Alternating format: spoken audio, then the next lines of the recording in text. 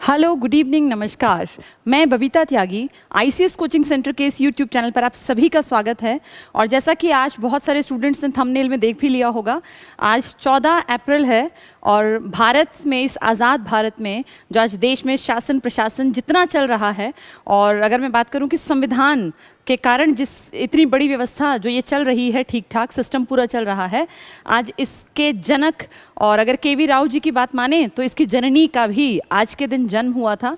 और हम पूरे भारत के लोगों के लिए, चाहे महिलाएं हों, दलित हों या फिर पूरे भारत की बात करें, इंडिया के निर्माता के रूप में जिस आदमी ने काम किया इस समाज के उत्थान के लिए, दलितों के उत्थान के लिए, सिर्फ दलित इसलिए नहीं कहना चाहिए क्योंकि भारत, पूरा भारत आज उनके सामने नतमस्तक है, क्योंकि उन्होंने चाहे अपनी कम्युनिटी के लिए पहले काम किया, लेकिन फाइनली जाके उन्होंने जो काम किया वो इंडिया के लिए किया। और नमन है ऐसे लोगों को जिन्होंने इतने ज़्यादा उस टाइम में ख़राब माहौल में रहते हुए इस देश की तस्वीर को बदलने का बीड़ा उठाया, और फिर हमारे सामने एक जिसके नाम के आगे भी आज भारत रत्न लिखा जाता है, ऐसी हस्ती ने जन्म लिया।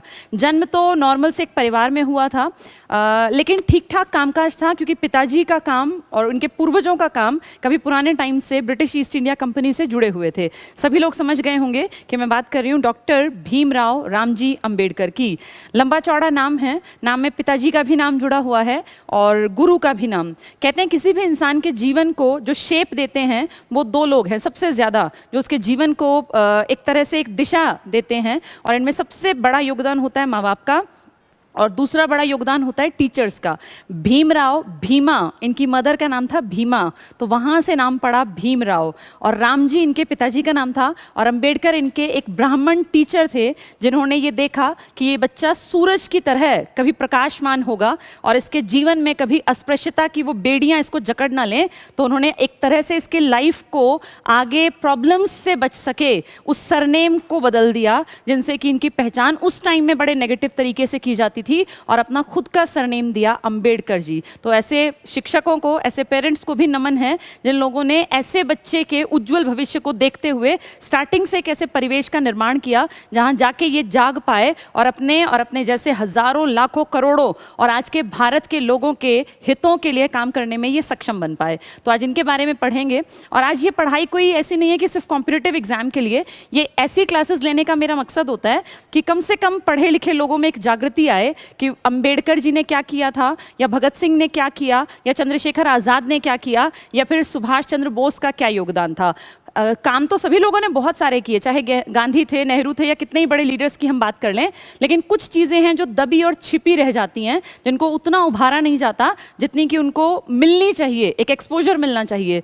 अंबेडकर जी के बारे में भी दो चार बातें तो हर आम आदमी जानता है, लेकिन कैसे वो उस कठिन परिस्थितियों से निकलकर भारत के राष्ट्र के निर्माता बन गए, कैसे उनका नाम उस दर्जे में लिया जाने लगा जिनमें सिर्फ ऊंचे कुल में जन्म लेने वाले लोगों को खड़े होने का या उनका नाम लिखने का प्रचलन था। वहाँ कैसे एक एससी, और उसमें भी सबसे नीची जातियों में अनटचेबल्स जिनको कहा जाता था, छुआछूत की इतनी गंदी बीमारी से जो ग्रसित था वो समाज, वहाँ से उठ के कैसे एक कमज़ोर वर्ग का एक छोटा सा बच्चा और मन में इतने बड़े सपने संजो पाया कि आज उसको पढ़ा और पढ़ाया जा रहा है। चलिए, इनके बारे में फैक्ट्स के दौरान मैं बहुत सारी कहानी किस्से बताऊंगी, और जो इंटरेस्टिंग भी हैं और हर इंडियन को पता भी होने चाहिए, क्योंकि जिस भारत में आज मैं और तुम रह रहे हैं उसके संविधान के निर्माण में सबसे बड़ा योगदान देने वाली प्रारूप समिति के अध्यक्ष के रूप में जिन्होंने काम किया वो हैं सम्मान के योग्य, बहुत ज़्यादा इज्जत जिनकी मन से इसलिए होती है क्योंकि कंडीशंस बहुत बहुत ज़्यादा खराब थी।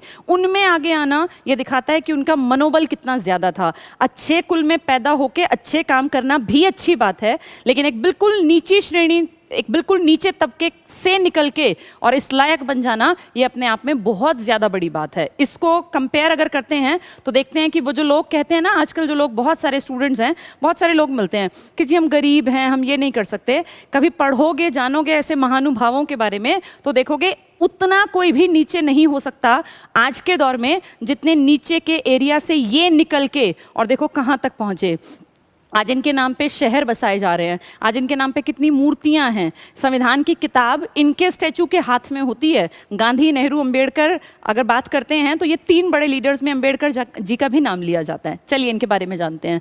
देखो मैंने हेडिंग भी क्या दी है, भारत निर्माता। भारत का निर्माण करने में बहुत लोगों ने संघर्ष किया, जिनमें से एक थे डॉक्टर BR अंबेडकर। संविधान निर्माता हैं क्योंकि संविधान के लिए भी इनका काम बहुत ज्यादा था। भारत रत्न से विभूषित हैं, लेकिन ये दुख की बात है कि ये भारत रत्न जिंदा रहते हुए नहीं मिला। 1954 में स्टार्ट हुआ था और ये एक्सपायर हुए हैं 1956 में। कायदे से जिंदा रहते रहते मिल जाना चाहिए था, क्योंकि इन्होंने बहुत बड़ा योगदान दिया था इंडिया को इस रास्ते पर लाने में। लेकिन इनको ये भारत रत्न से नवाजा गया 1990 में, बहुत लेटर स्टेज में, मरणोपरांत भारत रत्न। चलो दे दिया, ये भी बहुत बड़ी बात है। तो भारत रत्न डॉक्टर भीमराव रामजी अंबेडकर, क्योंकि इंडिया में बहुत सारे लोग जो लायक थे वो भारत रत्न नहीं हासिल कर पाए। तो भीमराव रामजी अंबेडकर, ये नाम देखो, इसी में इनकी माँ का नाम है, इनका खुद का नाम जो भीमा नाम था ना, वो इनकी मदर का था। तो माँ के प्यारे थे, 14 भाई बहन थे, सबसे छोटे थे, तो माँ बाप को बहुत प्यारे लगते थे, तो नाम रख दिया भीमराव। रामजी पिताजी का नाम है और अंबेडकर इनके टीचर की देन है। जिन 2 लोगों ने इनकी लाइफ में सबसे इंपॉर्टेंट रोल प्ले किया वो इनके पिताजी और इनके टीचर हैं। तो भीमराव रामजी अंबेडकर 14 अप्रैल 1891 को जन्मे हैं। तो आप इसको ऐसे याद करना, 1891 बहुत लोग भूल जाएंगे, ये नेहरू के समकालीन हैं। नेहरू जो कि सब लोग जानते हैं 1889 का जिनका बर्थ है, उन्हीं के साथ के लगभग हैं, 2 साल का फर्क है। वो 14 नवंबर 1889 के हैं, ये 14 अप्रैल 1891 के, सिर्फ 2 साल का अंतर है। ऐसे चीज़ों को रिलेट करके याद करना आसान होता है। तो गांधी जी से काफ़ी छोटे हैं ये भी। 6 दिसंबर 1956 को दिल्ली में इनकी डेथ हो जाती है और सोए हुए ही इनकी डेथ हो गई थी। अपनी लाइफ के लेटर स्टेज में जाके इनको बीमारी हो गई थी डायबिटीज़ की, और कहते हैं वो डायबिटीज़ इतनी बढ़ गई कि एक स्टेज पे आके ये बेड रिडन हो गए थे, कि बस चलना फिरना भी लगभग खत्म हो गया था, आंखों में धुंधलापन आ गया था और बहुत सारी इंटरनल शरीर में गड़बड़ियाँ, क्योंकि डायबिटीज़ एक बहुत भयानक रोग है और बढ़ जाए तो फिर दिक्कत दे सकता है। तो अपनी लास्ट स्टेज आते आते बहुत लंबे नहीं जिए। एक चीज़ जो मैं महसूस करती हूँ कि जिन लोगों ने समाज के लिए दिल से काम किया ना, उन लोगों का जीवन बहुत लंबा नहीं चला। इसका कारण ये रहा होगा शायद क्योंकि ये कभी ना कभी बहुत ज़्यादा टेंशन्स के दौर से, स्ट्रेस के दौर से गुजरते थे, और वो टेंशन और स्ट्रेस कहीं ना कहीं इनके दिमाग का असर इनके शरीर पर भी पड़ता था। और इसीलिए देखो जितने बड़े बड़े लोग हुए जिनका योगदान सच में है, वो लोग हार्डली 40, 45, 50, 56, 60, 65 पकड़ते पकड़ते। अदरवाइज बहुत सारे लीडर हैं जो 100 के आसपास भी पहुँचे हैं। तो इनका भी एज बहुत ज़्यादा नहीं है, 1891 में जन्मे हैं और 1956 में एक्सपायर भी हो गए। तो अगर देखें तो उस टाइम में लोग जो थे ना वो 80-90 साल नॉर्मल था, लेकिन इनके टाइम पीरियड को देखें तो काफ़ी कम था। महू MP में इनका जन्म हुआ था, मध्य प्रदेश, तब मध्य प्रदेश का नाम था सेंट्रल प्रोविंस, मध्य भारत का हिस्सा था सेंट्रल प्रोविंस अंग्रेजों के टाइम में। तो MP महू में कैसे जन्मे बता दूं। इनके जो पूर्वज थे ना, इनके दादा परदादा, उनके पुराने टाइम में, तो देखो ये अमीर नहीं थे, ये इस बातों को ध्यान से समझना इन चीज़ों को। ये अमीर नहीं थे, इनके पास कोई ज़मीन जायदाद नहीं थी, तो पेट भरने के लिए कभी पुरानी इनकी पुश्तों ने ब्रिटिश ईस्ट इंडिया कंपनी में सेना में जो है ज्वाइन कर लिया, कुछ छोटे मोटे पद पर। फिर उनकी अगली पीढ़ी भी सेना में, फिर पीढ़ी सेना में। तो ब्रिटिश ईस्ट इंडिया कंपनी 57 तक रही थी, उसके बाद ब्रिटिशर्स का राज आया था, महारानी ब्रिटेन का। तो जो इनके पिताजी हैं ना, जिनका नाम है रामजी अंबेडकर, अंबेडकर तो खैर इनके टीचर के देन है, जो रामजी हैं ये ब्रिटिश आर्मी के अंडर एक अच्छी पोस्ट पर थे, ये सूबेदार थे। सूबेदार कोई छोटी चीज़ नहीं है, अफसर का रैंक था उस टाइम पर भी।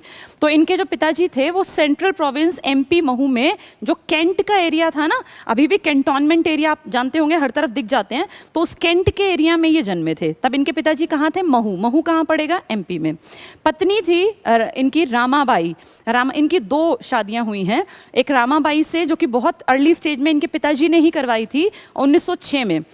रामाबाई भी बहुत यंग एज में एक्सपायर हो गई, जब शादी हुई तो महज 9 साल की थी और 1935 में वो एक्सपायर भी हो गई। तो इनकी पहली पत्नी है रामाबाई, और जब बाद में ये थोड़ा फेमस हो गए और ये अपना जो इन्होंने अचीवमेंट हासिल की, उसके बाद लाइफ के लेटर स्टेज में 1948 में इन्होंने शादी की थी एक ब्राह्मण महिला से जो डॉक्टर थी, जिनका नाम था शारदा। इनसे शादी करने के बाद उनका नाम पड़ गया सविता अंबेडकर। तो 1948 वाली जो शादी है ना, ये ब्राह्मण महिला क्या है? डॉक्टर है, डॉक्टर सविता अंबेडकर। और जो पेरेंट्स ने शादी कराई थी उस टाइम तो बहुत यंग एज में शादी होती थी, तो ये लगभग 15-1 साल के थे जब इनकी शादी हुई, तो वो हुई थी रामाबाई से। तो इनकी 2 शादियां हैं, रामाबाई और सविता अंबेडकर। सविता अंबेडकर काफ़ी पढ़ी लिखी महिला थी। चलिए आगे देखते हैं शिक्षा। आपने सुना होगा कि इंडिया में हाईली क्वालिफाइड लोगों में लिस्ट अगर बने तो उसमें अंबेडकर जी का भी नाम लिया जाएगा। ये वो आदमी हैं जिसने उस टाइम पे देखो एमएससी और डीएससी, डीएससी क्या होती है? Doctor of science. दिमाग, ये देखो इसे बोलते हैं जीनियस माइंड। ऐਵੇਂ ही कोई भी उठ के अपना कह देता है कि हम जीनियस हैं, हर कोई जीनियस नहीं होता, ये होते हैं जीनियस। उस टाइम पे इन्होंने एमएससी और डीएससी, डॉक्टर ऑफ साइंस, उस टाइम पर इन्होंने डिग्री ली बैरिस्टर की। उस टाइम लंदन के स्कूल ऑफ इकोनॉमिक्स में पढ़ के आए ये, तो ये होती हैं पढ़ाई, इसे बोलते हैं जीनियस, ब्रिलियंट, कितने तेज दिमाग थे। तो देखो इनकी डिग्रीज मैंने लिखी है। यूनिवर्सिटी ऑफ बॉम्बे जो यहाँ पर ही है, अपने यहीं पर थी, वहाँ से इन्होंने बीए किया। और बता दूं ये पहले दलित थे, पहले महार जाति के लड़के थे जिनका एडमिशन यहाँ हुआ था इतनी डिग्री लेने के लिए भी, क्योंकि तब मैट्रिक तक पहुँचना नामुमकिन था एक आम आदमी के लिए भी। और उस टाइम ये बिल्कुल लोअर ग्रेड से उठ के मैट्रिक की परीक्षा, और सिर्फ बैठे नहीं, पास की थी अच्छे मार्क्स के साथ। नेक्स्ट है कोलंबिया यूनिवर्सिटी, न्यूयॉर्क में पढ़ती थी। न्यूयॉर्क अमेरिका की बात हो रही है। सोचो एक दलित वर्ग को बिलोंग करने वाला लड़का अमेरिका जाएगा पढ़ने के लिए, पैसा नहीं है, कोई ऐसा नहीं है कि कोई भी जुगाड़, वो बहुत इंपॉर्टेंट अपनी एक जगह हासिल करेंगे। अब मैं आगे कहानी बताऊंगी, तब पहुंचेंगे वो अमेरिका, न्यूयॉर्क। कोलंबिया यूनिवर्सिटी से एमए और पीएचडी करेंगे। बहुत बेहतरीन दिमाग रहा होगा, क्योंकि एक तरफ साइंस पढ़ी है, एक तरफ आर्ट्स के सब्जेक्ट पढ़े हैं, इकोनॉमिक्स पढ़ा है, पॉलिटिकल साइंस पढ़ा है, सोशियोलॉजी पढ़ा है, फिलॉसफी पढ़ा है। मतलब ये क्रिएटिव दिमाग होता है ना, वो इतनी जगह पे हाथ पैर मार सकते हैं। तो ये बहुत क्रिएटिव दिमाग के रहे होंगे, ऐसा मेरा अंदाजा है, क्योंकि इतनी सारी फील्ड्स में काम करना एक आम आदमी के बस की बात नहीं होती। लंदन स्कूल ऑफ इकोनॉमिक्स से इन्होंने एमएससी प्लस डीएससी, एमएससी तो आज भी भाई पढ़ने लिखने वाले लोग ही एमएससी तक पहुंचते हैं, वरना तो लोग 12वीं के बाद अपना छोटा मोटा कोई कामकाज कर लें वही बहुत होता है। एमएससी भी मेहनत मांगता है। उस टाइम पे एमएससी, ये कितनी पुरानी बातें हैं, डॉक्टर ऑफ साइंस, और ग्रेज इन, ये कॉलेज का नाम था, बैरिस्टर की पढ़ाई की, लॉ पढ़ा। तो एक तरफ लॉ पढ़ रहे हैं, एक तरफ साइंस पढ़ रहे हैं, एक तरफ आर्ट्स पढ़ रहे हैं, तो कितना तेज दिमाग रहा होगा कि हर फील्ड में।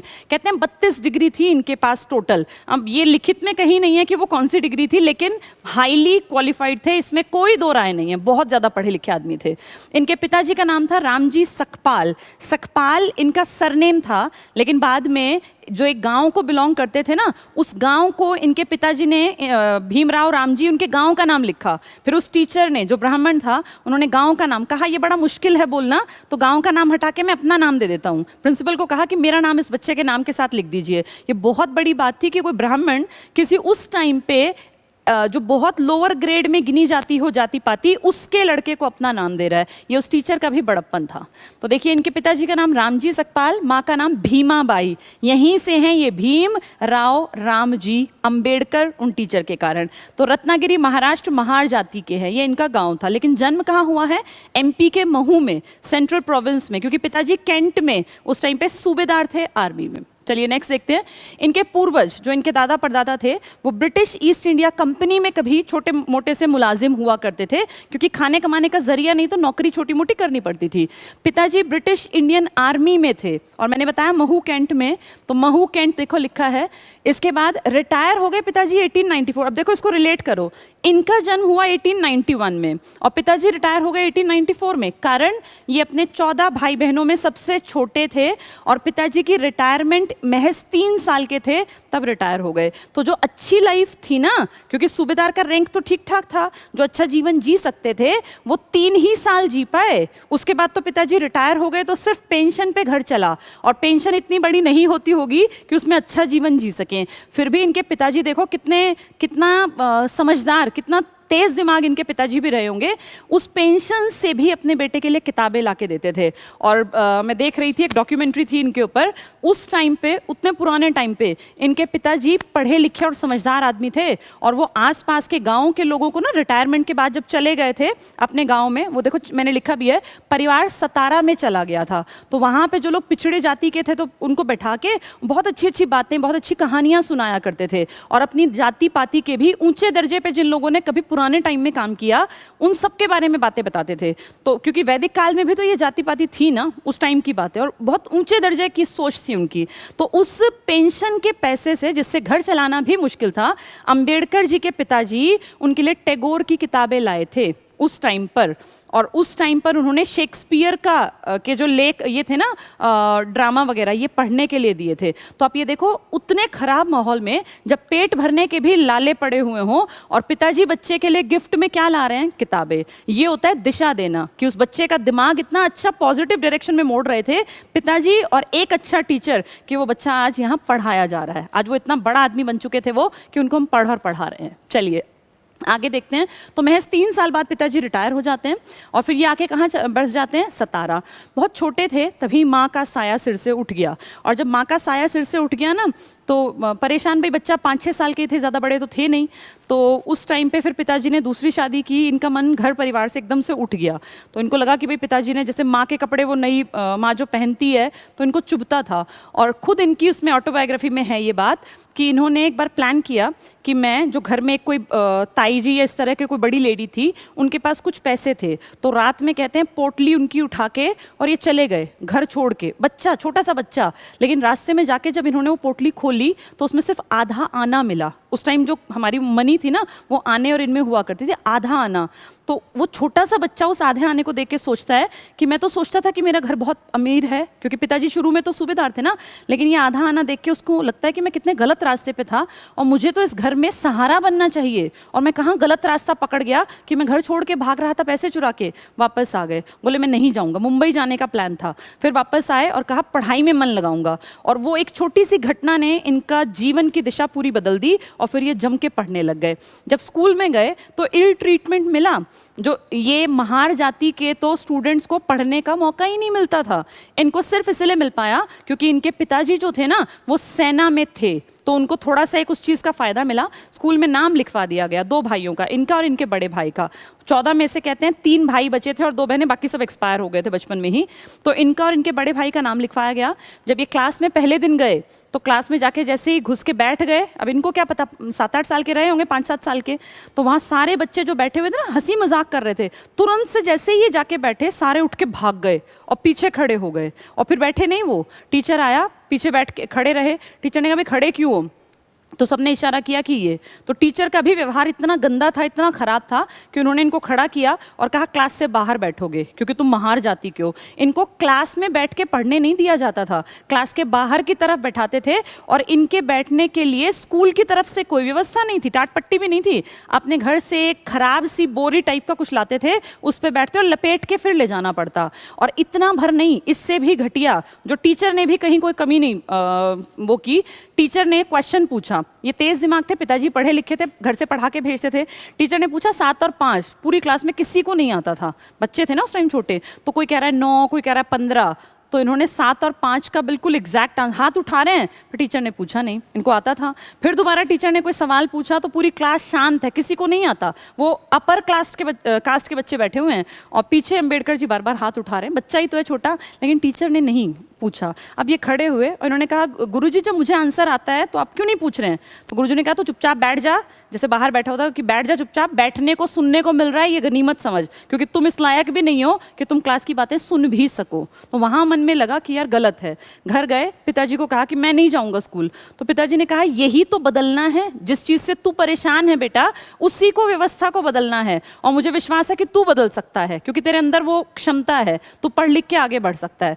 इतनी बुरी हालत थी। ये सब इनकी ऑटोबायोग्राफी में है जो मैं आपको बता रही हूँ। इन्होंने एक जगह इंसिडेंट में लिखा है कि जब स्कूल जाते थे ना, जो थोड़ी सी भी नीची जात के बच्चे थे, उन सबको पानी पीने का अधिकार नहीं था। उनको पानी पीने वाली जगह जाना है तो पियोन, चपड़ासी जो था ना स्कूल का, वो ऊपर से पानी को गिराएगा और ये नीचे उसको हाथ में भर भर के पीते रहेंगे। किसी दिन अगर चपड़ासी छुट्टी पर है तो पूरा दिन बिना पानी के काट देगा बच्चा। 6, 7, 8 साल के बच्चे पूरा दिन भूख, मतलब प्यासे बैठे रहेंगे स्कूल में। क्यों? क्योंकि आज स्कूल का चपड़ासी नहीं आया। इतना ज्यादा भेदभाव, मतलब इनका ट्रीटमेंट जो था इल ट्रीटमेंट था। इनको साथ खिलाते नहीं थे। बच्चे जो आपस में खेल रहे हैं ना उस टाइम पे, तो इनको कोई नहीं पूछता था। बहुत ज्यादा इल ट्रीटमेंट। लेकिन मन में ये था कि मैं इस चीज को बदलूंगा। जिस चीज को फील किया ना, उसको बदलने का टारगेट बना लिया। तो ऐसे ऐसे इनकी लाइफ देखो कैसे कैसे बदली है। कोई भी इंसान जैसा भी है ना बच्चों, आज भी तुम मैं हम सब जैसे हैं, हम सब परिस्थितियों के कारण यहाँ तक पहुँचे हैं। इन परिस्थितियों में पेरेंट्स का बहुत बड़ा योगदान होता है, हमारे दोस्तों का बहुत बड़ा हाथ होता है, हमारे टीचर्स का बहुत बड़ा हाथ होता है। सब लोग मिलके एक शेप देते हैं एक बच्चे के भविष्य को, और जितना सुंदर काबिल समाज होगा उतनी सुंदर भविष्य की कल्पना की जा सकती है। इसीलिए कहते हैं कि एजुकेशन समाज को बदल सकती है, क्योंकि बच्चा अगर सही डायरेक्शन पकड़ लेगा तो समाज अपने आप परिवर्तित होगा। सिर्फ भाषण देने से कभी कोई नहीं बदलता, ये परिस्थितियां हैं जो इंसान के चरित्र का निर्माण करती हैं। चलिए आगे बढ़ते हैं। स्कूल देखो, नो पीएन नो वाटर, अगर चपड़ासी नहीं आएगा तो पानी भी पीने को नहीं मिलेगा। हालत देखो जरा, गर्मी के मौसम में चपड़ासी छुट्टी तो कभी भी मार सकता है और पूरा दिन प्यासे बैठे रहेंगे बच्चे। या तो पढ़ना है तो ऐसे पढ़ लो वरना भाग जाओ। उन कंडीशंस में पढ़ने का जज्बा पैदा करना अपने आप में बहुत बड़ी बात है। गांव था इनका अम्बवादावेकर, यही इनके नाम में लगता था, इसी को हटा के अंबेडकर किया था। गुरु देखो ये हैं वो महान टीचर, इनका नाम उनके नाम के साथ जोड़ा इन्होंने अपनी मर्जी से। और ये इतना प्यार करते थे अंबेडकर की प्रतिभा से, इतने ज़्यादा इम्प्रेस थे कि अपने घर पे बुला के उसको खाना खिलाते थे। प्रॉपर ब्राह्मण थे, लेकिन एक अछूत उस टाइम के बच्चे को अपने घर बुला के और खाना खिलाना, जबकि टीचर्स तो इनसे बिल्कुल दूर रहा करते थे, इतना बुरा हाल था। तब ये टीचर कितने सम्मान के योग्य थे, ब्राह्मण कृष्ण केशव अंबेडकर। अपना नाम लगा दिया बच्चे के नाम में कि इसको आगे दिक्कत ना हो कहीं भी। नेक्स्ट देखो, 1897 बंबई चले गए पढ़ने के लिए, एल्फिंस्टन हाई स्कूल में, यूनिवर्सिटी ऑफ बॉम्बे। मैंने बताया ना बॉम्बे यूनिवर्सिटी से इन्होंने एग्जाम पास किया, तो यही वो स्कूल है। और ये पहला एक ऐसा स्टूडेंट था अपनी कास्ट को बिलोंग करने वाला जो यहाँ तक पहुँचा। फर्स्ट है ये जिन्होंने इस हाई स्कूल में, बहुत रेप्यूटेड स्कूल था, जिनको यहाँ एडमिशन मिला। इससे पहले इनकी जाति पाति में कोई यहाँ तक सोच भी नहीं सकता था, और ये पढ़ने का और पास होके निकले वहाँ से। दादा केलुस्कर, बहुत अच्छा है ये, बहुत बढ़िया कैरेक्टर थे। इनके बारे में थोड़ा सा बता दूँ, दादा केलुस्कर के बारे में ना अलग अलग कहानियाँ हैं। अब ऑथेंटिक कौन सी है मुझे नहीं पता, मैं तुम्हें बता देती हूँ जो मुझे सही लगी पढ़ के। कहते हैं एक दिन ये बैठे हुए थे अम्बेडकर जी, और ये जो कॉलेज का स्कूल का जो पार्क टाइप था ना, वहाँ पेड़ के नीचे बैठ के पढ़ रहे थे किताबें।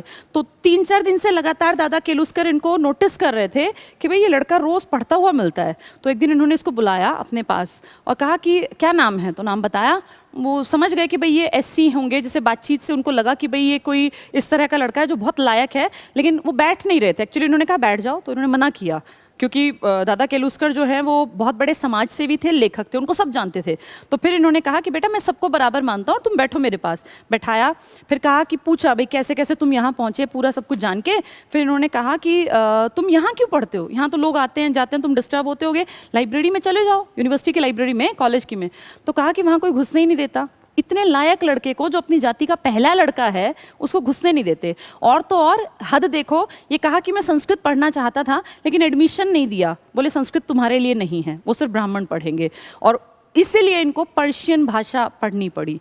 तो ना चाहते हुए, कोई इंटरेस्ट नहीं था पर्शियन में, लेकिन कहते हैं कि हर चीज़ अच्छे के लिए होती है, पर्शियन का ज्ञान भी इनके बहुत काम आया। 9 भाषाएं इनकी पकड़ थी मजबूत, 9 भाषाओं पर। तो संस्कृत नहीं पढ़ने दिया, लाइब्रेरी में एंट्री नहीं दी। ये हाल तब है जब ये लड़का ब्रिलियंट है, जीनियस है, तब इतनी बुरी हालत थी। ये दादा केलुस्कर ही हैं जिन्होंने उस पार्क में बैठकर इनको बुद्ध की जीवनी पकड़ाई कि तुम बहुत लायक हो और मुझे ऐसा लगता है कि तुम जीवन में कामयाब बनोगे, ये किताब पढ़ना। बोले ये मेरी खुद की, उन्होंने खुद लिखी थी महात्मा बुद्ध के ऊपर, अपनी खुद की रचित किताब इनके हाथ में। तो बहुत खुश हुए अम्बेडकर। तो इनका भी बहुत बड़ा योगदान है दादा केलुस्कर का, बुद्ध की जीवनी। और बुद्ध से ही एक बात और रिलेट कर लो, महात्मा बुद्ध को इन्होंने पढ़ा, लाइफ लॉन्ग अपने कम्युनिटी विशेष के लिए काम किया, फिर भारत के लिए भी काम किया। अपनी लाइफ के लास्ट फेज में 1956 में जब ये एक्सपायर हुए हैं, उसी साल में इन्होंने अपना धर्म बदल लिया। हिंदू धर्म में थे ना, इन्होंने बुद्ध धर्म को ग्रहण कर लिया। और इनके साथ साथ 5 लाख ऐसे ही दलित लोगों ने भी धर्म परिवर्तन करके बौद्ध धर्म को अपना लिया। उसके चक्कर में ये श्रीलंका भी गए थे, नेपाल भी यात्राओं पर गए थे। तो अगर पूछें कि उनकी जो डेथ हुई है उसमें जो क्रियाकर्म जो हिंदू धर्म में करते हैं वैसे नहीं किया गया, बल्कि जैसे बौद्ध धर्म में क्रियाकर्म किया जाता है उस विधि का पालन किया गया, क्योंकि लास्ट स्टेज में जाके इन्होंने बौद्ध धर्म को अपना लिया था 56 में, जब इनकी डेथ हुई है दिल्ली में। ठीक है, तो 1906 में इनकी शादी हुई थी, 1913 में इनके पिता का देहांत हो गया। ये 1913 वही साल है जब हमारे देश में पहली बार वर्ल्ड का सबसे बड़ा प्राइज लेकर आए थे। देश में बहुत बड़ा नाम जिनका है, टैगोर, रविंद्रनाथ टैगोर। 1913 में ही ये यूएस गए। अच्छा, जब गरीब थे तो यूएस कैसे चले गए? यूएस जाने का कारण क्या था? इन्होंने, दादा केलुस्कर मैंने बताया ना समाज सेवी भी है, तो इन्होंने देखा लड़के में लायकियत है पर पैसा नहीं है, कंडीशंस अच्छी नहीं है, तो दादा केलुस्कर इनको लेके गए। और क्योंकि वो समाज सेवी हैं तो उनको सब जानते हैं, और वो लेके जाते हैं बड़ौदा के गायकवाड़ के पास। उस टाइम में जैसे हमारे देश में देसी रियासतें थी, आप सब जानते हैं, ये मैंने पीछे क्लासेस में पढ़ाया हुआ है। तो देसी रियासतों में राजा हुआ करते थे, तो गायकवाड़ जो थे ना, बड़ौदा के जो राजा थे उस टाइम के, उन्होंने अपनी तरफ से एक स्कॉलरशिप का प्लान चला रखा था, जिसमें वो अपने यहाँ से अमेरिका में भेजते थे बच्चों को और उनका खर्चा खुद उठाते थे। 4 साल तक खर्चा उठाते थे। उसके बाद वो बच्चा जो है इनके लिए काम करता था। भाई बच्चा क्या बड़ा हो जाता होगा यूनिवर्सिटी पढ़ के आया तो देखो 1913 में यूएस गए। पैसा कहाँ से आया? बड़ौदा के गायकवाड़, गायकवाड़ एक खानदान था, जैसे सिंधिया, होलकर, गायकवाड़, ये सब खानदान हैं। तो इसमें सयाजी राव थर्ड थे जिन्होंने इनको स्कॉलरशिप दी थी। और ये किसकी कारण दी थी? दादा केलुस्कर ने हेल्प की थी, जिन्होंने पार्क में देखा था। तो ये चीज़ें होती हैं कि नोटिस में आ गया कि भाई लड़का लायक है, तो देखो कहाँ तक पहुँचा दिया। स्कॉलरशिप मिली 25 रुपये 1 महीने की। देखो उस टाइम 25 रुपये इतनी बड़ी बात थी कि इससे अमेरिका का खर्चा निकल सकता था 1 महीने का। तो उन्होंने कहा हम हर महीने तुम्हें 25 रुपये भेजवा देंगे। तो 25 रुपये में काम चलाना उस टाइम पे पॉसिबल था। लेकिन जब ये अमेरिका गए ना, ये फर्स्ट वर्ल्ड वॉर के आसपास की घटनाएं हैं, उस टाइम फिर मुद्रा का अवमूल्यन हो गया और 25 रुपये में काम चलाने में इनको दिक्कत आने लग गई थी। खैर 4 साल जैसे तैसे करके पढ़ाई इन्होंने कर ली। नवल नाम का एक पारसी था, इससे मुलाकात हुई, ये इनका लाइफ लॉन्ग फ्रेंड रहा। और एक बात मुझे बड़ी अच्छी लगी नवल ने जो बोली थी, ये भी बहुत बड़े पढ़े लिखे आदमी थे, ये हिंदू नहीं थे, पारसी थे। इन्होंने कहा था हर किसी का जन्म बड़ा बनने के लिए नहीं होता, ध्यान से सुनना, हर किसी का जन्म बड़ा बनने के लिए नहीं होता, लेकिन हर व्यक्ति बड़े बनने वाले आदमी के जीवन में या उसके भविष्य में सीढ़ी के रूप में योगदान दे सकते हैं। हर कोई इंडिया में भगत सिंह नहीं बन सकता था, हर आदमी नेताजी सुभाष चंद्र बोस नहीं बन सकता था, लेकिन उनके लिए उनसे जुड़कर काम करने वालों का भी योगदान कम नहीं है। आईएनए सुभाष चंद्र बोस की ताकत थी। आईएनए के वो 60,000 आदमी जिनके नाम भी हम लोग नहीं जानते, वो ताकत थी सुभाष चंद्र बोस की। भगत सिंह की जो उन्होंने पार्टी बनाई थी HSRA, उसके जो वो लड़के थे ना कॉमरेड, वो ताकत थी भगत सिंह की। तो उन्होंने यही तो कहा, नवल ने क्या कहा कि हर आदमी का जन्म बड़ा बनने के लिए नहीं हुआ, लेकिन हर आदमी बड़े बनने वाले आदमी के जीवन में या उसके भविष्य में योगदान दे के अपना कर्म बड़ा कर सकता है। तो बहुत बड़ी बात थी और नवल ने भी वही काम किया, इसलिए आज इनको भी पढ़ाया जा रहा है। तो नवल नामक पारसी से मुलाकात हुई, लाइफ लॉन्ग इनके फ्रेंड रहे। 2 बड़े नाम बताया मैंने, दादा केलुस्कर और नवल। नवल पारसी हैं, दादा एक बहुत बड़े राइटर हैं। दादा ने ही इनकी मुलाकात करवाई है स्कॉलरशिप देने वाले राजा के साथ। नेक्स्ट है 1917। अब देखो 13 में गए थे, 4 साल के पैसे मिले थे। 13, 14, 15, 13 के बाद 14, 15, 16, 17, 17 में वो पैसे स्कॉलरशिप खत्म होगी।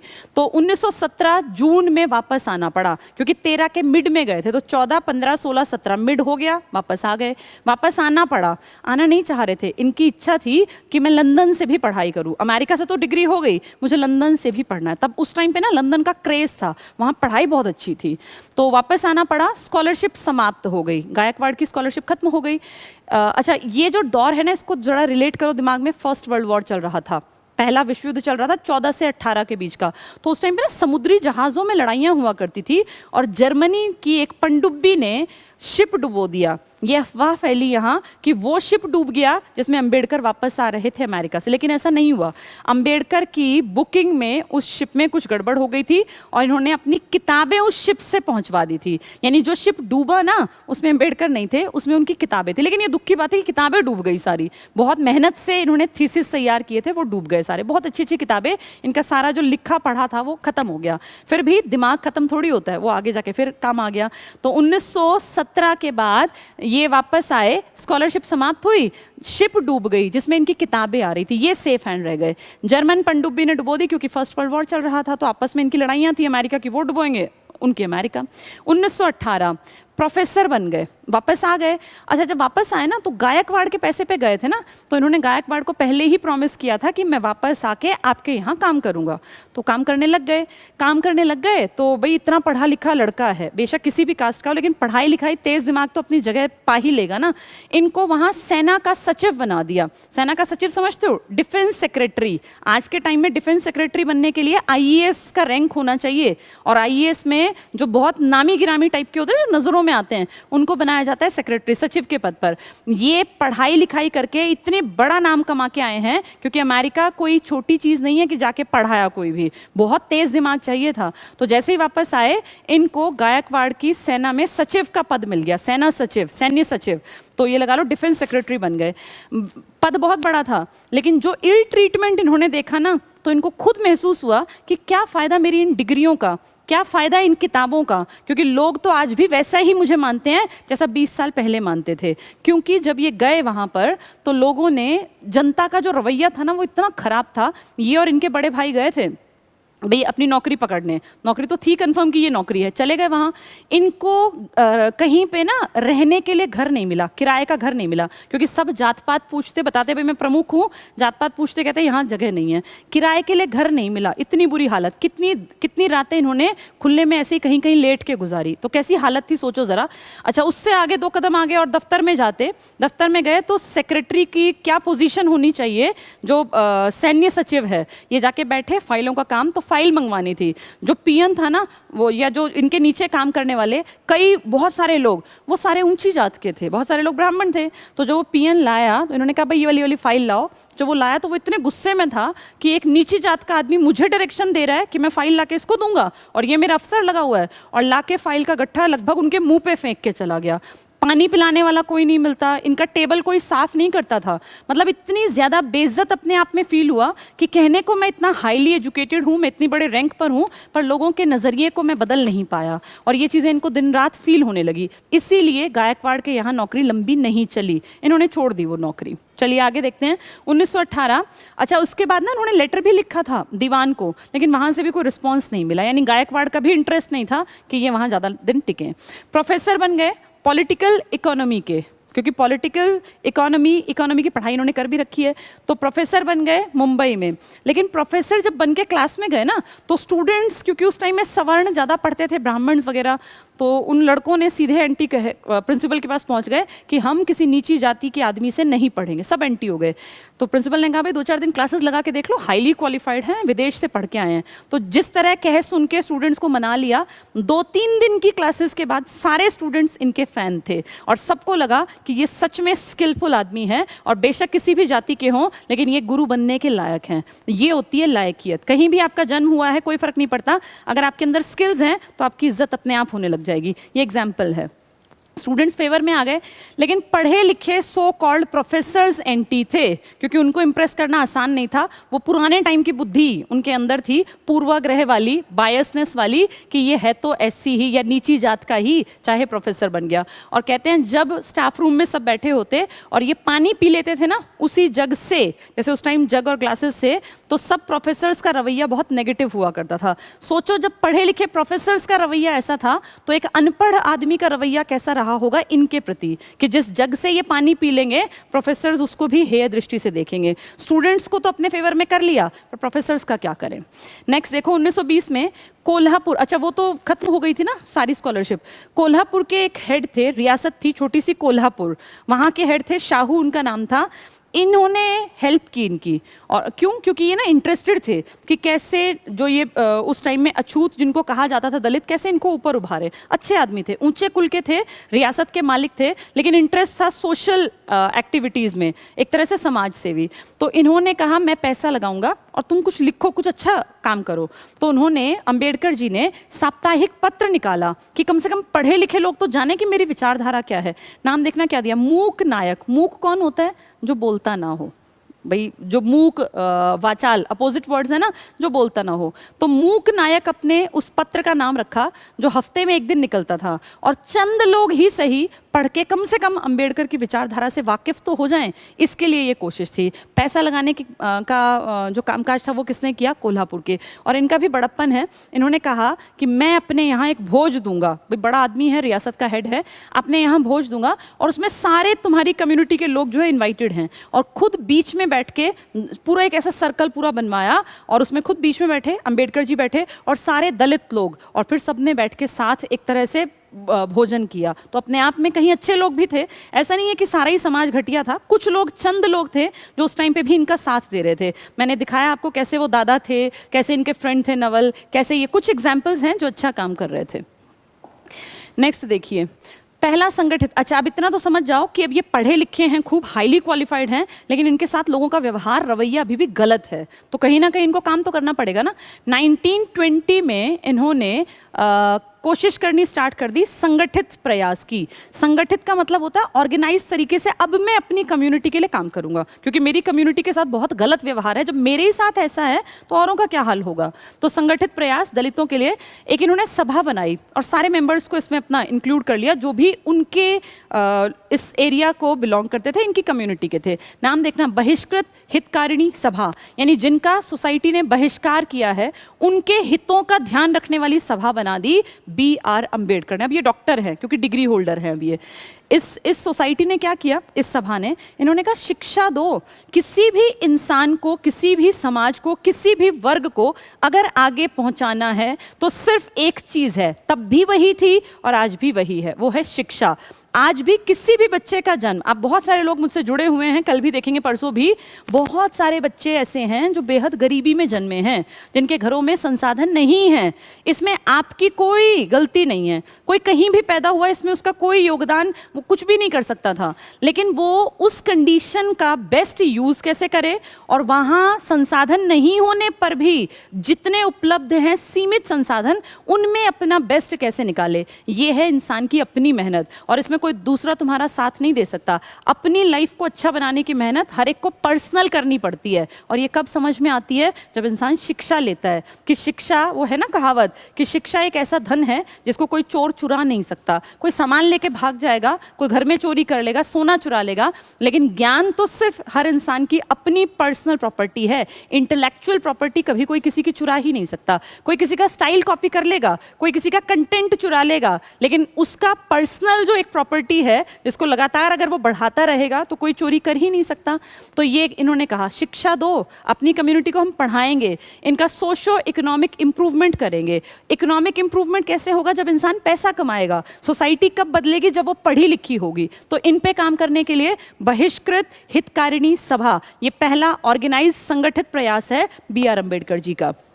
इन्होंने ऑटोबायोग्राफी लिखी, अपनी आत्मकथा, किताबें बहुत लिखी, पढ़े लिखे इतने थे, ढेर किताबें लिखी हैं, पाकिस्तान के ऊपर भी लिखी है, रिडल्स ऑफ हिंदुइज्म, कई किताबें हैं इनकी फेमस। ऑटोबायोग्राफी है जिसमें अपने बारे में लिखा, कैसे मेरा बचपन था, जो जो कहानियां मैं सुना रही हूँ तुम्हें, ये सब उस ऑटोबायोग्राफी की ही देन है। तो वेटिंग फॉर अ वीज़ा, ये इनकी ऑटोबायोग्राफी का नाम है। जैसे गांधी जी ने लिखी है ना माई एक्सपेरिमेंट्स विद ट्रुथ, सत्य के साथ मेरे प्रयोग, जो कि गुजराती में ओरिजिनल लिखी गई थी, फिर ट्रांसलेट हुई थी इंग्लिश में। ऐसे ही इनकी किताब का नाम है waiting for a visa, visa जो कि मुझे विदेश लेके जाएगा। उसमें फिर पूरे अपने बचपन के किस्से बताए, जो सारे मैंने बताए हैं या कोई भी टीचर पढ़ाता है वो उसी की देन है।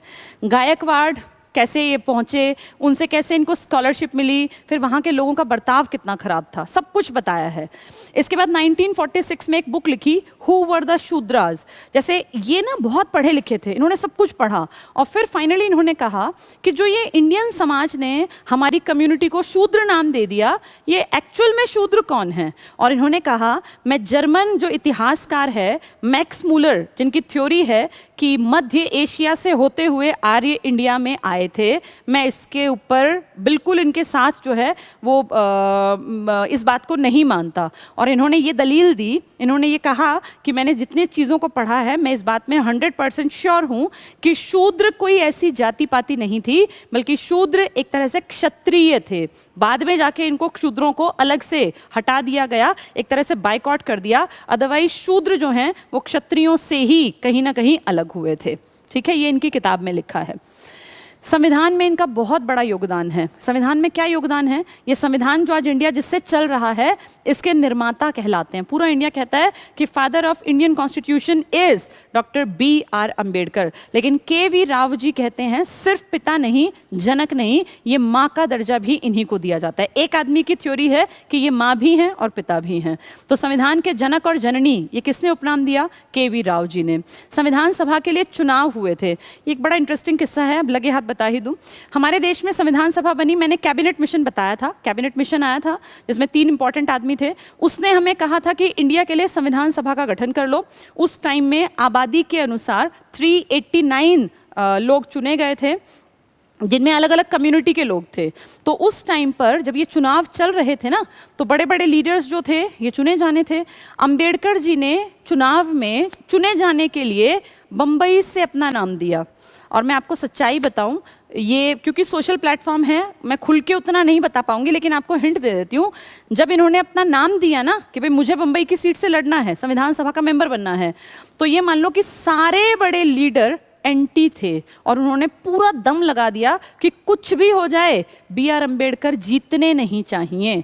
हर एक आदमी ने कोशिश की, अपना पूरा जुगाड़ लगा दिया कि किसी भी कंडीशन में अम्बेडकर बम्बई की सीट से ना जीत पाए। मतलब एक तरफ अकेले ये और एक तरफ सारे बड़े लीडर्स थे कि ये हारने चाहिए, और वही हुआ, ये हार गए। लेकिन ये हार मानने वालों में से नहीं थे, इनके लिए तो बचपन से जूझ रहे थे ऐसी दिक्कतों से, कोई बात नहीं, हार गए, कोई दिक्कत नहीं। ये फेज में हुए थे ना चुनाव, एक दिन में थोड़ी हुए।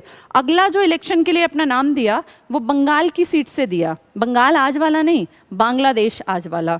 वहाँ पे मुस्लिम लीग का बाहुल्य था, मैंने आपको बताया था। सिंध में, पंजाब में, बंगाल में मुस्लिम लीग का वर्चस्व था। यानी मुस्लिम लीग के एरिया में जब ये सीट पे खड़े हुए तो ये जीत गए। कितनी अजीब बात है ना। जब बम्बई की सीट से खड़े हुए तो इंडियंस, बहुत सारे बड़े बड़े लीडर्स एंटी थे। और ये सच में लिखा है किताबों में कि सबने पुरजोर कोशिश की कि कुछ हो जाए, अम्बेडकर राजनीति में नहीं आने चाहिए, इस स्टेज पर संविधान सभा के मेंबर ना बने। लेकिन जिसको बनना था वो बन के रहा। तो बॉम्बे की सीट से लड़े पर हार गए, या कह दो कोशिश से हरा दिए गए। बंगाल की सीट से लड़े, जीत गए। और जीत में कारण क्या था? मुस्लिम लीग का साथ मिला था। उस इलाके में कांग्रेस बाहुल्य नहीं था, मुस्लिम लीग का साथ था। नेक्स्ट पे आते हैं, बी एन राव। नाम सुना होगा सभी लोगों ने, बेनेगल नरसिंह राव, बहुत बड़ा नाम है। ये वो महान आदमी हैं जिसने संविधान सभा के लिए बहुत काम किया, इंडिया के कॉन्स्टिट्यूशन का। इनफैक्ट ड्राफ्टिंग में मेन योगदान इसी आदमी का था। इन्होंने बहुत ज़्यादा काम किया, लेकिन कभी भी अपनी सेवाओं के लिए इंडिया से पैसा नहीं लिया। और ये सिर्फ इंडिया में नहीं, ICJ, international court of justice में भी पहुँचने वाले इंडियन हैं बी एन राव। इन्होंने आसपास की कई कंट्रीज़ के संविधान में भी हेल्पिंग हैंड के रूप में काम किया। तो बी एन राव ने कहा राजेंद्र प्रसाद को, अच्छा क्या हुआ जब ये जीत गए थे ना बंगाल से, बंगाल मतलब बांग्लादेश, आज का बांग्लादेश देश का, ये 46 की घटनाएं बता रही हूँ। 47 में देश में आज़ादी आई तो पाकिस्तान ने 2 हिस्से ले लिए, एक आज का पाकिस्तान और एक आज का बांग्लादेश, जो उसने बना लिया था पूर्वी पाकिस्तान। तो जिस सीट से अंबेडकर जीत के आए थे वो इंडिया से कट गई। अब अंबेडकर जी की सीट तो कट गई, लेकिन अंबेडकर जी तो इंडिया में ही रहेंगे। तो अंबेडकर जी पहले बंबई से लड़े, हारे, फिर ये लड़े बंगाल की सीट से, जीते, लेकिन वो एरिया कट गया जिससे ये जीते थे। तो फिर संविधान सभा में उथल पुथल मची कि अब क्या होगा क्या होगा, क्योंकि अब तक सबकी समझ में आ गया था कि अंबेडकर के बिना संविधान बन नहीं सकता। अंबेडकर जान है कम्युनिटीज़ की, और अंबेडकर देश के समाज के विकास के लिए काम करने वाले लोगों में से हैं, तो इनको मेंबर तो बनाना पड़ेगा। अब ये दबाव आया कि भाई मेंबर बनाओ कहीं ना कहीं से, चाहे कुछ हो, अंबेडकर के बिना संविधान लिखा नहीं जा सकता। तो बी एन राव जी ने डॉक्टर राजेंद्र प्रसाद, जो कि संविधान सभा के मुखिया थे, अध्यक्ष थे, बी एन राव जो थे ना, इन्होंने, ये है नहीं, मेंबर नहीं है ये, लेकिन ये काम कर रहे हैं, बहुत बड़ा काम कर रहे हैं। ये हेड के ऊपर दबाव बनाते हैं। वो हेड बीजी खेर को कहते हैं, जो बम्बई मैंने आपको बताया था, आज का गुजरात का इलाका और आज के महाराष्ट्र का इलाका, उस टाइम पूरा बम्बई था। तो उस टाइम बहुत बड़े इलाके को हम बम्बई के नाम से जानते थे। तो राजेंद्र प्रसाद बम्बई के हेड के ऊपर दबाव डालते हैं। और याद करो, पहली बार इलेक्शन हारे भी बम्बई की सीट से ही थे। तो वो बीजी खेर है, बाल गंगाधर खेर, इनके ऊपर दबाव बनाते हैं, जो उस टाइम बम्बई के पीएम थे। तब ना सीएम नहीं होते थे, तब बम्बई में जो हेड था उसको पीएम ही कहा जाता था। तो बीजी खेर के ऊपर दबाव आया कि भाई कुछ भी करो, बम्बई की सीट पे किसी को हटाओ, हमें नहीं पता, लेकिन अंबेडकर का नाम आना चाहिए। तो MR जयकर जी ने इस्तीफा दिया। ये जयकर 1932 में जब पूना पैक्ट हुआ था ना, यरवदा जेल में, गांधी, अंबेडकर, मदन मोहन मालवीय, तो उनके साथ थे जयकर। 4 लोग लिए जाते हैं इसमें, गांधी, अंबेडकर और मदन मोहन मालवीय और MR जयकर, ये वही जयकर हैं। इन्होंने इस्तीफा दिया, बम्बई के पूरे प्रांत की एक सीट पर ये बैठे थे, इन्होंने इस्तीफा दिया, नाम है मुकुंद राव जयकर। और इनके इस्तीफे के बाद अंबेडकर सदस्य बन गए दोबारा। तो अंबेडकर जी की यात्रा देखो, बम्बई से खड़े हुए, हारे, फिर बंगाल की सीट से जीते, लेकिन बंगाल कट के पाकिस्तान के पास चला गया। वापस अब प्रेशराइज किया बी एन राव जी ने, किसको किया? राजेंद्र प्रसाद। राजेंद्र प्रसाद ने किसको कहा? बीजी खेर को, खेर ने किसको कहा, जयकर को, और जयकर जी ने इस्तीफा दिया, तब उस सीट पर आए हैं अंबेडकर जी। तो इस तरह से देखो कितनी जद्दोजहद करनी पड़ी। ये लायक आदमी के साथ ऐसा हो रहा है, सोचो आम आदमी के साथ क्या होता होगा उस टाइम। प्रारूप समिति के अध्यक्ष बन गए, ड्राफ्टिंग कमेटी जिसको पांडुलेखन समिति भी कहते हैं। 29 अगस्त 1947 को ड्राफ्टिंग कमेटी का गठन हुआ। तो अब देखो 15 अगस्त को ही तो वो देश अलग हो गया था, 14 अगस्त की रात जो बनाता है अपना पाकिस्तान अपना स्वतंत्रता दिवस। तो ये कितनी जल्दी हुआ ये काम कि 29 अगस्त को ये कमेटी बनी है, और उसके 7 सदस्यों में अध्यक्ष कौन है, B.R. अम्बेडकर। इनकी किताबें फेमस हैं, वैसे तो बहुत सारी किताबें हैं, पर यहाँ मैंने नाम लिखा है रिडल्स ऑफ हिंदुइज्म, यानी हिंदू जो धर्म है इसमें इतनी ज्यादा दिखावट और आडंबर है कहीं कहीं पर, जिसके ऊपर लिखा है रिडल्स। रिडल्स होते हैं पहेलियां, रिडल्स ऑफ हिंदुइज्म के ऊपर इन्होंने लिखा। और एक थॉट्स ऑन द पाकिस्तान, यानी पाक जो बनने जा रहा था इसके बारे में अंबेडकर जी के विचार क्या हैं। कुछ इंपॉर्टेंट पॉइंट्स हैं, छोटे छोटे से फैक्ट्स जो कभी कभी एग्जाम में आते हैं या कम से कम हमें पता होने चाहिए। तीनों आरटीसी में जाने वाले इंडियन हैं ये। एक तेज बहादुर सप्रू हैं, लेकिन अगर मैंने बताया था आपको कि दोनों का नाम हो तो पहली प्रायोरिटी में रखना B.R. Ambedkar ji. RTC round table conference, जिसको पूरा डिटेल में मैंने समझाया हुआ है। आरटीसी लंदन में होती थी, होनी एक थी, लेकिन बात जब नहीं बन पाई तो 3 करनी पड़ी। हर साल एक आरटीसी रखी गई, 1930 में, 31 में, 32 में। और B.R. अम्बेडकर हर साल लंदन गए, और क्योंकि लंदन से ही तो पढ़ के भी आए थे ना, इनकी डिग्री लंदन से ही थी, तो बहुत अच्छी तरह इनकी वहाँ एक तरह से मान लो कि इनकी भी पैठ थी। और दलित समुदाय को रिप्रेजेंट करने वाला बड़ा चेहरा थे, इकलौता चेहरा। कम्युनल अवार्ड से सहमत थे ये। कम्युनल अवार्ड आपको याद होगा, एससीज को भी अलग से आरक्षण दे दो, हिंदुओं से अलग। तो गांधी जी ने एंटी यरवदा जेल में आमरण अनशन कर दिया था ना, फिर मदन मोहन मालवीय जी ने मीटिंग कराई थी यरवदा जेल में, गांधी जी की और अंबेडकर जी की, जिसमें कि ये बात हुई थी कि तुम्हें आरक्षण मिलेगा आज़ादी के बाद, और इंडियंस अभी आरक्षण देंगे, सामान्य सीटों में से ही तुम्हें केंद्रीय व्यवस्थापिका में सीटें मिल जाएंगी। सेकेंड आरटीसी के दौरान लंदन में गांधी जी से असहमत हुए और प्रॉपर इनकी आपस में बहस हुई। जब वो आरटीसी चल रही थी ना, तो एक तरफ गांधी जी, एक तरफ अंबेडकर, सारे लोग बैठे हुए थे, प्राइम मिनिस्टर इंग्लैंड भी, हमारे बहुत सारे लोग। तो वहां गांधी जी जब बातें कर रहे थे तो अंबेडकर जी ने बीच में अपने हक की बात रखी थी, और ये बहुत बड़ी बात मानी गई थी कि गांधी जो इंडिया के इकलौते रिप्रेजेंटेटिव मानते थे बहुत सारे लोग, उनकी बात को काटना और दलील के साथ काटना, तर्क दे के बात करना, ये B.R. अम्बेडकर जी ने किया था सेकेंड आरटीसी में। इसके बाद पूना पैक्ट हुआ 25 सितंबर 32 को, जिसमें कि डॉक्टर अंबेडकर और मदन मोहन मालवीय जी के हस्ताक्षर हैं। गांधी जी की सारी बातें हैं, लेकिन हस्ताक्षर गांधी जी के नहीं है। एग्जाम में हस्ताक्षर आए तो इन दोनों का नाम करना, किस किस के बीच हुआ, तो गांधी जी और अंबेडकर जी का नाम लिखना। ठीक है, चलिए कुछ इंपॉर्टेंट पॉइंट्स में एक दो बातें और कर लेते हैं। साइमन कमीशन याद होगा, सारे गोरे अंग्रेज आए थे 7, और साइमन कमीशन आया था कि क्या 1919 के जो मॉन्टेग्यू चेम्सफोर्ड सुधार हैं उनके बारे में रिपोर्ट बनाने। सारे गोरे थे, हमने इसका विरोध किया, और इसी विरोध के चक्कर में लाहौर में लाला लाजपत राय जी की मृत्यु भी हुई थी, जिसका बदला लिया था भगत सिंह ने, सैंडर्स हत्याकांड, जिसके कारण फिर फांसी तक पहुंच गई थी बात। तो साइमन कमीशन के सहयोग के लिए बनाई गई कमेटी में शामिल थे। ये थोड़ा सा समझने का पॉइंट है बच्चों, यहाँ ये बात नहीं है कि कौन गलत और कौन सही, इस चीज को समझो कि साइमन कमीशन इंडिया में ब्रिटिशर्स भेज रहे हैं, और वो एक रिपोर्ट बनाएगा इंडिया के बारे में, और उसका सहयोग करने के लिए एक कमेटी बनाई गई, जिसके मेंबर कौन बनाए गए हैं, B.R. अम्बेडकर। जबकि याद करो कि साइमन कमीशन का विरोध कर रही थी कांग्रेस बड़े स्तर पे। जब वो मुंबई उतरे थे, गेटवे ऑफ इंडिया जिसका निर्माण हो गया था जब जॉर्ज पंचम आया था, और क्वीन मैरी 1911 में, वहां जब उतरे ना ये, तो पूरे इंडिया में एक लहर चली, go back Simon, go back Simon. ये सारी क्लासेस मैंने आपको पहले पढ़ा रखी हैं। उसका विरोध पूरा इंडिया लगभग कर रहा था, लेकिन उसका सहयोग करने के लिए एक कमेटी बनाई गई, जिसमें मेंबर कौन बने थे, B.R. अम्बेडकर जी। ठीक है, क्विट इंडिया मूवमेंट, भारत छोड़ो आंदोलन, 8 अगस्त, करो या मरो, ग्वालियर टैंक, मुंबई, अगस्त क्रांति मैदान, गांधी जी का नारा, ऑपरेशन 0R, सारे बड़े लीडर, कोई जेल में गिरफ्तारी के बाद और कोई आगा खां पैलेस में, गांधी जी, सरोजनी नायडू, एक दो और बड़े लीडर। तो क्विट इंडिया मूवमेंट भारत छोड़ो आंदोलन से असहमत थे। अंबेडकर जी ने कहा था कि मैं इस आंदोलन में कांग्रेस के साथ नहीं हूं, यानी दलित महासभा QIM से साइड में थी।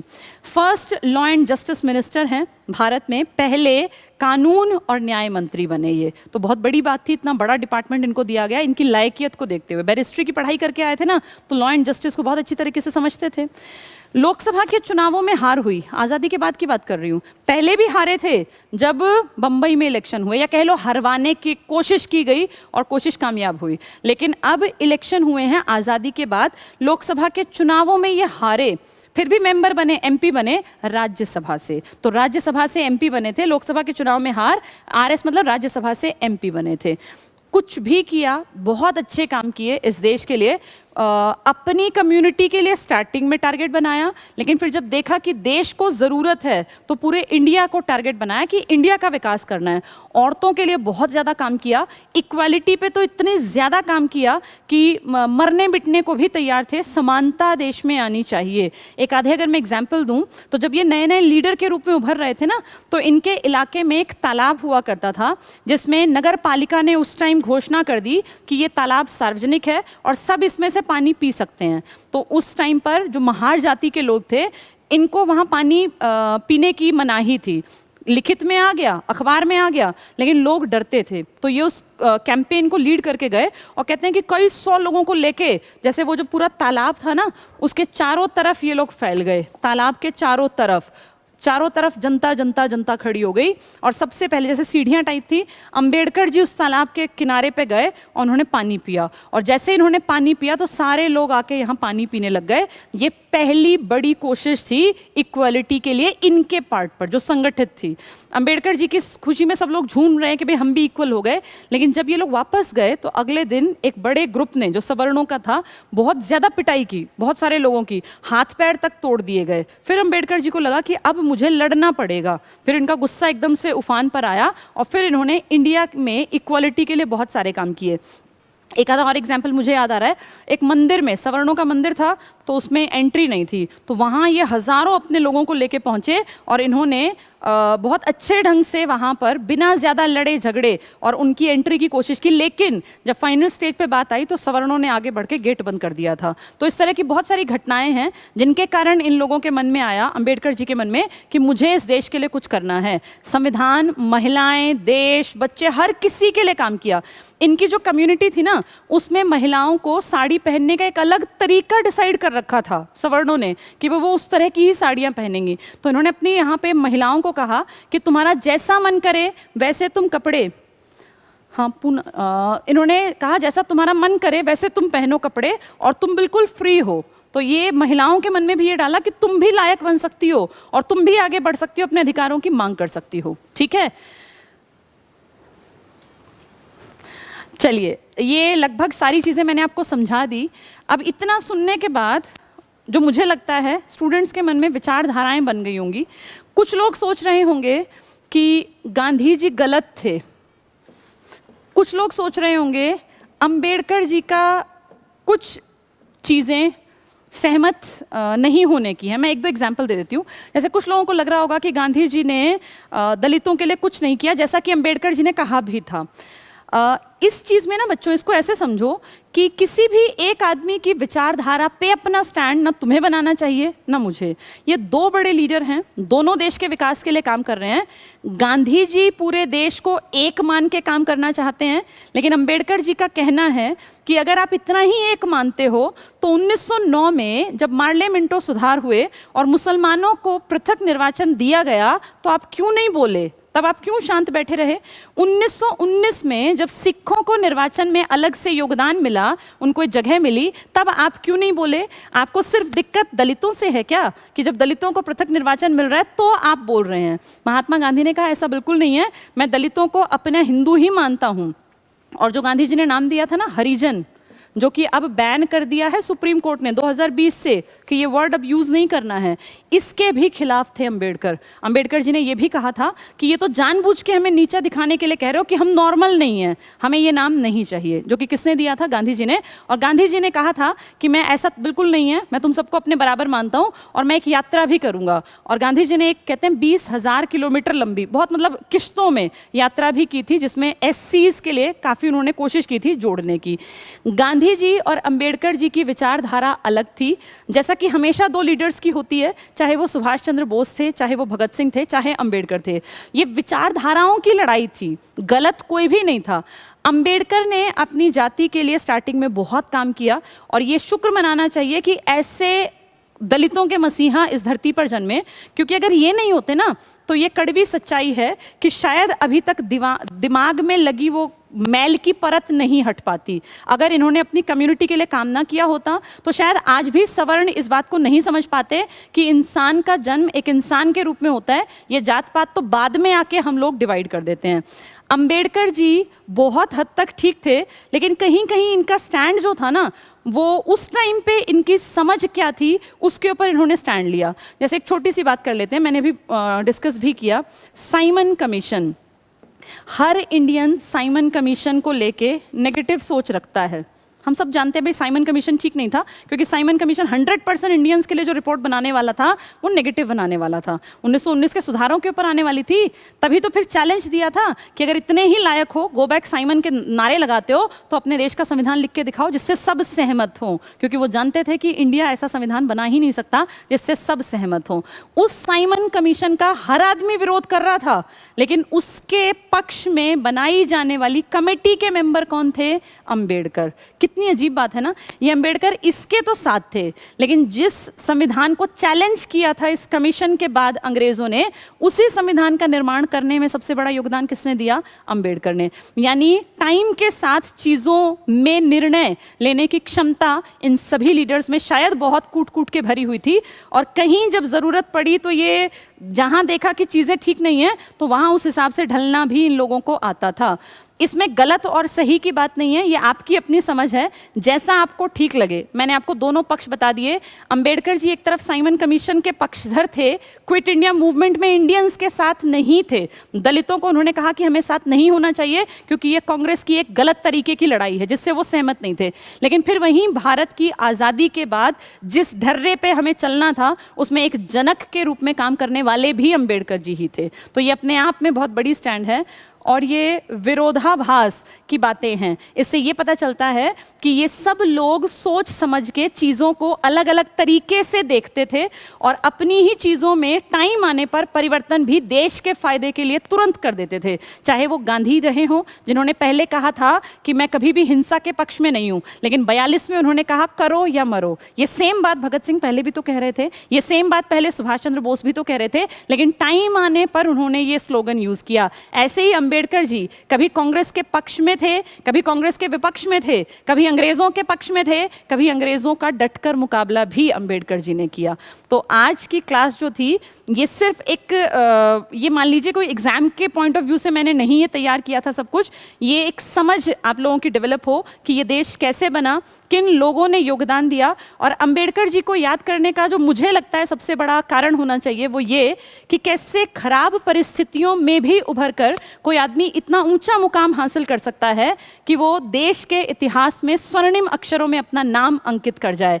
वो क्षमता किसी किसी में होती है, और उस क्षमता का सबसे बड़ा एग्जाम्पल हमारे सामने भीमराव रामजी अंबेडकर हैं। इतने हाईली क्वालिफाइड, इतने ज़्यादा पॉजिटिव अप्रोच रखने वाले, जिन्होंने महिलाओं की बराबरी की भी बात की, जिन्होंने दलितों की बराबरी की भी बात की, और जिन्होंने भारत निर्माण में, संविधान के निर्माण में एक बहुत बड़े सोर्स के रूप में काम किया। तो आज 14 अप्रैल को हम इन सबको नमन करते हैं, जिन लोगों ने भी योगदान दिया भारत को भारत बनाने में, भारत को आज़ाद कराने में, या भारत के संविधान को लिखने में। उनमें बड़े लीडर्स के रूप में हमेशा जाना जाएगा BR अंबेडकर जी को। आज की क्लास में इतना ही। थैंक यू, बहुत बहुत बहुत शुक्रिया। और आप लोगों का बहुत प्यार मिलता है, सभी स्टूडेंट्स बहुत ज़्यादा मोटिवेट करते हैं, क्योंकि एक ही वीडियो को एक दिन में ही हज़ारों की संख्या में देख लेते हैं। मेरी कल वाली वीडियो मेरे ख्याल 40,000 प्लस ने देख ली है। अच्छा ठीक है, सर बता रहे हैं 5300 स्टूडेंट्स लाइव थे। बहुत बहुत शुक्रिया बच्चों, और ये चीज़ें हमारे लिए एज मोटिवेशन काम करती हैं। 5000 प्लस लोग अगर देख रहे हैं तो उम्मीद करती हूँ ये विचारधारा आगे तक जाएगी। और मैं ये नहीं कहती कि मेरे विचारों से तुम अपनी सोच को डेवलप करो, नहीं, तुम अपनी एक विचारधारा बनाओ। और हम वैसा, देखो इन्होंने भी क्या कहा, एजुकेशन। मैं जितने दिन से आपको हिस्ट्री पढ़ा रही हूँ, अगर आप नोटिस कर पा रहे हो, चाहे गांधी थे, चाहे भगत सिंह थे, चाहे सुभाष चंद्र बोस थे, और चाहे BR अंबेडकर, हर किसी ने कहा है शिक्षा समाज में परिवर्तन लाएगी।